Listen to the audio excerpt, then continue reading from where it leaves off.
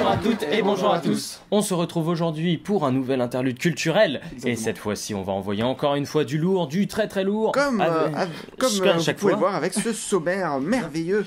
Voilà. Donc encore plein d'œuvres à découvrir. Un sommaire aussi beau. C'est ça, mais encore des œuvres à aussi découvrir. long, plein d'œuvres. Regardez, il y en a 3. N'oubliez pas, ceux qui font des vidéos longues n'ont rien à dire. Donc voilà, on espère que cet interlude va vous plaire et on se retrouve tout de suite pour la première catégorie.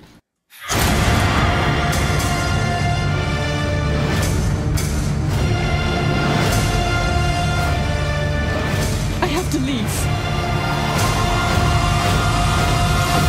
You have nowhere else to go. This is your home now.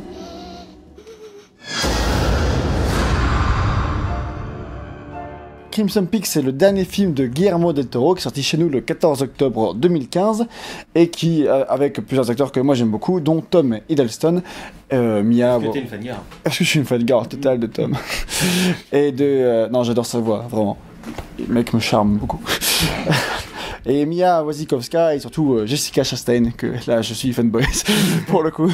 Et donc surtout pourquoi ce film m'intéressait, parce que c'est entre guillemets le grand retour de Guillermo del Toro dans un film gothique, fantastique, horrifique, depuis en gros le Labyrinthe de Pan, en oubliant du coup Pacific Rim, quoi, qui n'est pas du tout de ce style-là.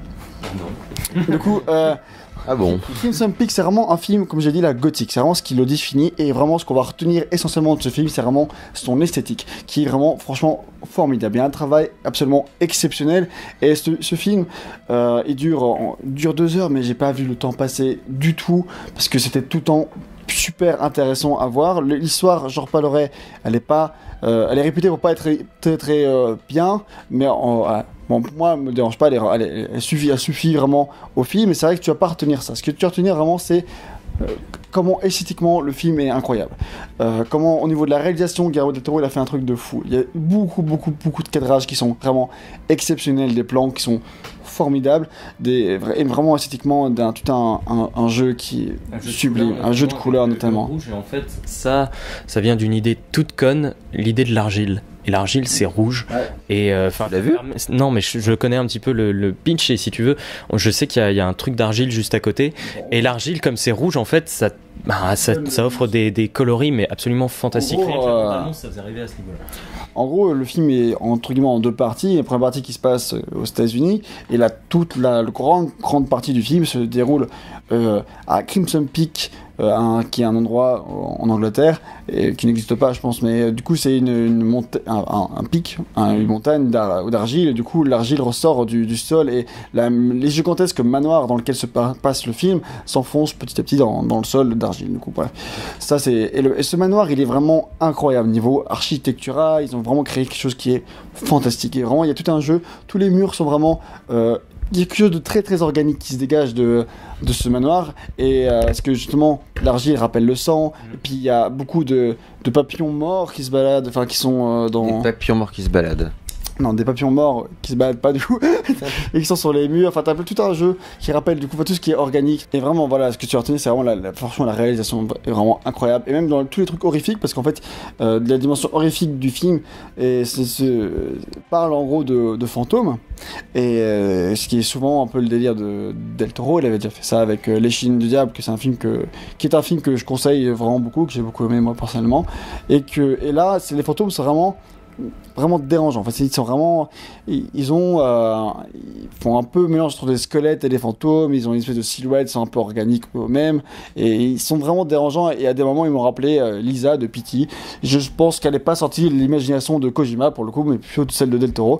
De toute façon, Del Toro, il a toujours eu, une espèce de fascination pour les fantômes et ce genre de choses. Quand il les montre à chaque fois, il y a toujours une esthétique extrêmement travaillée pour tout ce qui est créature surnaturelle. Ouais, bah c'est d'ailleurs le seul truc bien dans le Labyrinthe de Pan. Moi, ça fait 30 ans que je l'ai vu, donc je peux pas vraiment m'exprimer sur le Labyrinthe de Pan, je préfère pas. Du coup, le film, pour l'histoire qui est le point qui a déçu le plus de monde, moi je trouve qu'elle est bien. Qu'elle suffit au film largement. Ça raconte quoi, juste en 2 mots, parce que... C'est vrai, l'histoire, ça raconte... En fait, c'est dur de résumer le film sans spoiler quoi que ce soit. En gros, c'est Je veux juste dire que c'est des gens qui vont dans un manoir et qui sont tués. C'est pas ça. En gros, Tom Hiddleston, lui, son manoir, il est en ruine, il a toute la fortune de ses parents, enfin, qui sont morts, qui tombent sur ses épaules, et puis il faut qu'il retrouve l'argent parce que sinon il peut pas vivre. Et lui, il veut créer une machine qui extrait l'argile du sol, et du coup, il est à la recherche de personnes pour financer son projet, qui permettra après de s'enrichir, d'enrichir tout le monde. C'est fantôme contre fantôme en fait. C'est pas exactement ça.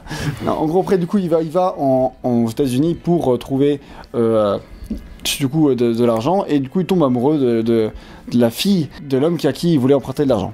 Et et on sent qu'il y a quand même des magouilles, argent, machin dans l'histoire, mais à quel point est-ce qu'il y a du complot, on l'apprendra au fur et à mesure du film, et c'est vraiment là l'intérêt vraiment du pitch. Donc le personnage de Tom Hiddleston s'appelle Thomas, et on sent que lui et sa sœur Lucille, ils montrent quelque chose qui est un peu mal intentionné. Mais pour autant, c'est un personnage le personnage de Thomas est vraiment assez ambivalent. Et du coup, tu t'attaches quand même un peu à lui. Tu sens que lui, il est pas aussi noir que sa sœur. Et bon, voilà. Il est blanc, Tom Hiddleston. C'est vrai, d'ailleurs. Et donc, d'ailleurs, Tom Hiddleston n'a pas vraiment ce charme britannique et cette prestance gothique qu'il a immédiatement, qui était déjà extraordinaire dans le film de Jarmusch, Only Lovers Left Alive, il apportait déjà tout cet aspect gothique. Enfin, et là encore, c'est un très très bon choix de casting. Et donc, bref, cette histoire-là. Pourquoi elle est nulle? Elle est pas nulle, en fait elle est simple, elle est simple. Et du coup, par rapport à toute l'esthétique qui est extraordinaire, en fait, c'est une histoire bien moins marquante et plutôt classique. Moi je la trouve pas nulle du tout, c'est juste qu'elle porte peut-être pas assez le film en termes de suspense, en termes d'intensité. C'est ça vraiment que je pense qui manque au film, c'est un suspense, une intensité, un truc qui te pousse et qui, je pense qu'au niveau du Guillermo del Toro, il s'est peut-être un peu raté en termes d'horreur. Le film n'arrive pas assez à te faire peur, hein, ou à te prendre, à t'inquiéter. Et du coup, ça déçoit, mais il y a quand même une intrigue qui, pour moi, fonctionne, qui suffit et qui fait pas que le film n'est pas un chef-d'œuvre, mais vraiment un bon film qu'on va retenir. Et du coup, qu'est-ce qui t'a maintenu, si tu veux, qu'est-ce qui a maintenu ton attention, puisque s'il n'y a pas de tension... En fait, si l'histoire fonctionne quand même, s'il y a un manque d'intensité pour moi, c'est que elle existe quand même cette intensité, surtout t'es intrigué pour savoir comment ça va se résoudre cette histoire, parce que même si elle manque de suspense peut-être un petit peu, t'es quand même intéressé de savoir comment ça va se finir et quelles sont les résolutions des mystères qui sont abordés dans le film, notamment tout ce qui est imaginaire avec les fantômes et tout ce qui est du complot qu'on soupçonne entre le frère et la sœur par rapport à tout ce qui est dimension budgétaire, etc. Donc tout ça, même si ça manque du coup d'intensité et de suspense, et que peut-être ça aurait peut-être mérité un plus grand développement, et que le film aurait peut-être dû être un peu plus long, mais là je pense que ça aurait été plus compliqué de le faire en termes de rythme, malgré tout t'es quand même intéressé, et je pense que la plupart des spectateurs ont peut-être été déçus des résolutions, alors que moi absolument pas. Donc c'est suffisant, ça te marque pas spécialement beaucoup, mais en tout cas il y a une identité. Le film a une identité visuelle et réalisation qui est extraordinaire, et l'histoire suffit largement pour porter tout ça, et je pense que c'est un film vraiment très intéressant qui mérite vraiment qu'on le regarde et qu'on l'apprécie. Contrairement à Labyrinthe de Pan. Peut-être.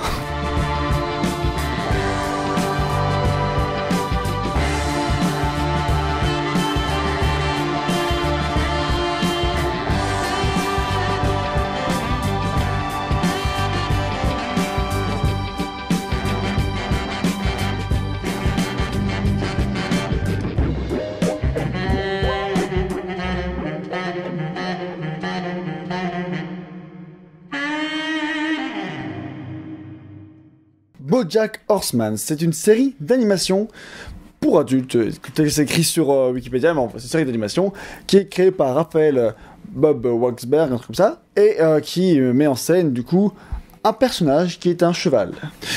BoJack Horseman, comme son nom peut le supposer. Donc ça se passe dans un univers fictif, évidemment. C'est dans un Hollywood très différent de ce qu'on connaît, et dans cet univers, les hommes et les animaux vivent ensemble et couchent ensemble mutuellement, ce genre de choses. Par exemple, c'est pas anodin, c'est pas non, c'est complètement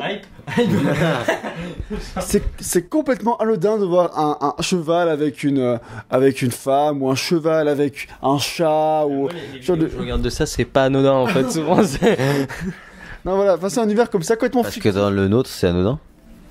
Et donc, le personnage principal, c'est BoJack Horseman, et c'est une ancienne star de la télévision. En fait, il avait une série très connue, fictive, hein, bien sûr, dans les années 90, qui s'appelait Horsing Around. C'est traduit en français, je sais plus comment. Et du coup, c'était un espèce de soap un peu pourri, où c'était l'histoire d'un cheval qui adoptait des enfants qui ont été abandonnés. Voilà, on s'en fout, c'est pas trop. C'est RB. C'est pas un cheval, mais peut-être qu'il est monté pareil. Et donc, dans ce personnage-là, en fait, c'est des années plus tard, donc dans les années, c'est contemporain, donc c'est 2013, 2014, enfin 2014, je crois, le début de la série. Et c'est une star qui a été complètement oubliée, mais qui reste connue, qui a encore beaucoup d'argent. En fait, ça parle vraiment de cet Hollywood-là, qui est vraiment, qui parle de ces stars déchues, qui ont rien fait de leur vie, qui sont un peu. Et c'est un personnage finalement, BoJack, qui est très triste, très triste, et qui cherche toujours, en gros, à s'épanouir, mais qui n'y arrive pas, mais qui fait n'importe quoi en fait, tout le temps n'importe quoi. Seven Axie. Putain, genre la description parfaite quoi. Moi, c'était plutôt Marcus Persson. Pense à toi. Mais avant toute chose, ça reste quand même une série qui se veut entre guillemets comique. Du coup, c'est-à-dire que on m'enseigne BoJack qui vit en colocation avec un mec, on sait pas ce qu'il fout là, il s'appelle Todd.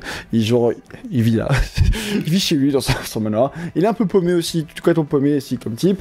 Et donc il est aussi en relation avec son agent, qui est du coup la chatte dont je parlais, qui en parlant de cheval qui couche avec des chats, et aussi en lien avec une femme qui écrit un roman sur sa vie.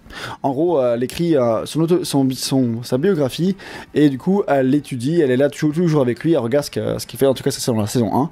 Et du coup, elle, c'est Diane, et elle est en couple, elle, avec un chien, qui est du coup le rival, entre guillemets, de BoJack. Voilà, c'est pour présenter les personnages principaux, c'est ça. Donc il y a beaucoup de trucs comiques, mais c'est pas une série que je trouve spécialement hyper drôle, il y a des éléments drôles, on rigole bien, pas toujours, mais pour moi c'est vraiment une série qui est vraiment très intéressante, plus on s'attache au personnage. Pour moi la saison 1, il y a quelques épisodes au début que j'ai pas trop aimé, mais par la suite on s'attache vraiment. C'est très très court en fait, c'est genre c'est 25 minutes un épisode, et c'est 12 épisodes par saison.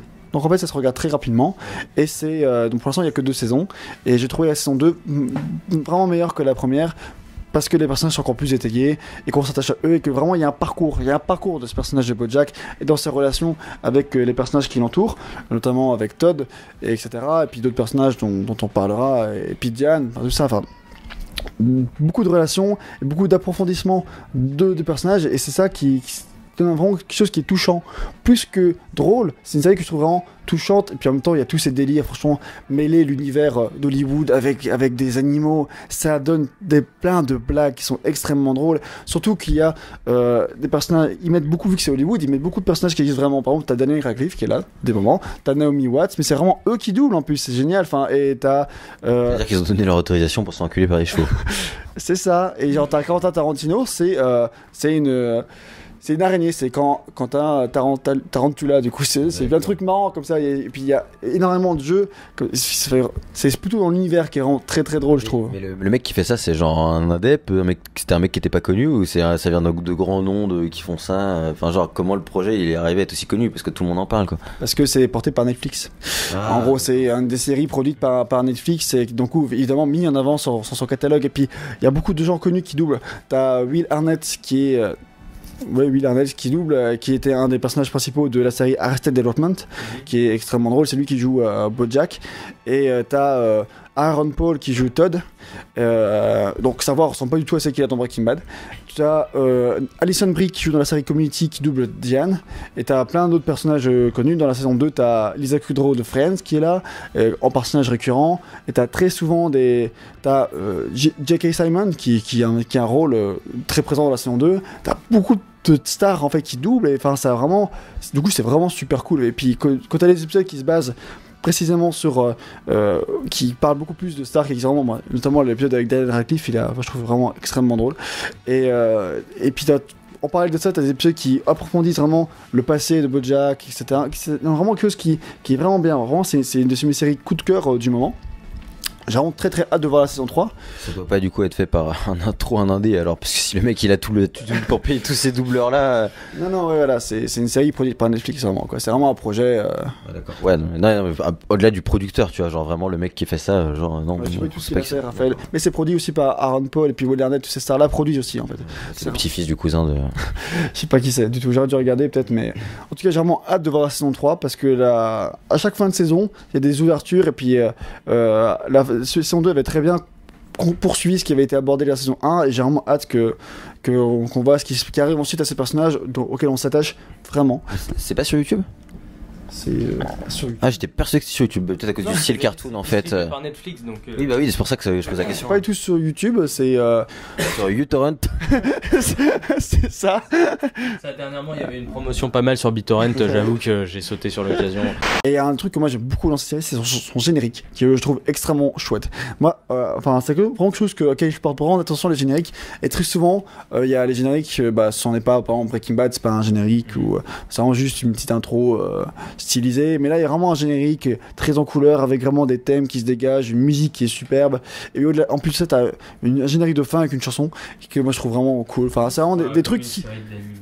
Comme une série d'animation, et enfin, ça apporte vraiment quelque chose en fait. Et ça augmente du coup l'identité de la série, moi je trouve. Enfin, du coup, tu lances ton épisode, t'as ton générique, au bout d'un moment, t'as un générique de fin. Enfin, c'est des trucs qui mettent encore plus dedans. Donc, c'est une série qui est pas. C'est une série qui est pas parfaite, mais qui est vraiment très bonne. Enfin, vraiment, je comprends que ça ait fait le buzz. Moi, j'ai regardé, les premiers épisodes m'avaient pas spécialement plu, comme dit, enfin, le premier ici, mais pas le deuxième, troisième. Pourquoi ils t'ont pas plu? Parce qu'ils étaient plus un peu clichés. Les épisodes où Bojack il est un peu trop cliché en mode gros loser, en mode je fais n'importe quoi, et c'est un peu trop accentué là-dessus. Certains épisodes, même encore dans la saison 2, mais vu qu'on l'attache au personnage au bout d'un moment, on y prête moins attention. Mais pour moi, la saison 2 développe des axes du personnage qui sont beaucoup plus intéressants et beaucoup plus profonds que la saison 1, et puis j'ai vraiment hâte de la suite, comme j'ai dit plusieurs fois.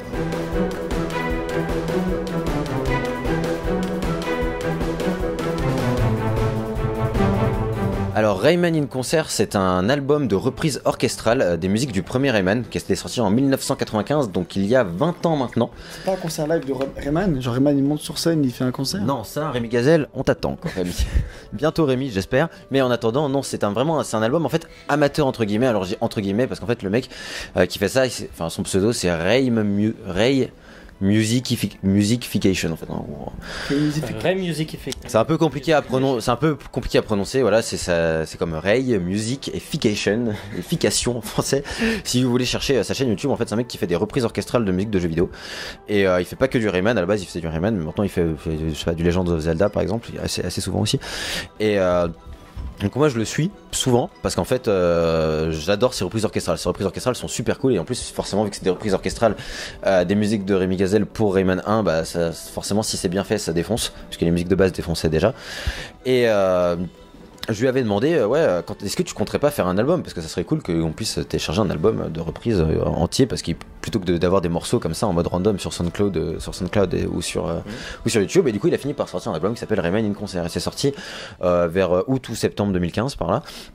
Et c'est dispo en téléchargement gratos. Donc c'est vraiment, si vous allez sur sa chaîne, il y a une vidéo où il fait la pub pour le truc et dans la description, il y a le lien de téléchargement. Si vous voulez, je mettrai le lien de la vidéo dans la description. Et pourquoi c'est super bien Rayman in Concert? Parce que c'est vraiment du coup en orchestral. Donc en fait toutes les musiques de Rayman vont être reprises en orchestral. Okay. Je peux difficilement faire plus clair que ça en fait, et sachant qu'en fait ça va vraiment du Ubisoft Presents, donc tu sais de la petite musique qui dure 10 secondes qu'il y a genre quand t'as le logo Ubisoft au début de Rayman 1 et ça va, enfin t'as la musique du magicien, t'as la musique de la forêt, et en fait il y a certaines musiques que je préfère en mode orchestral en fait, genre par exemple la musique qui s'appelle The Flood, donc c'est un peu la musique que je préfère.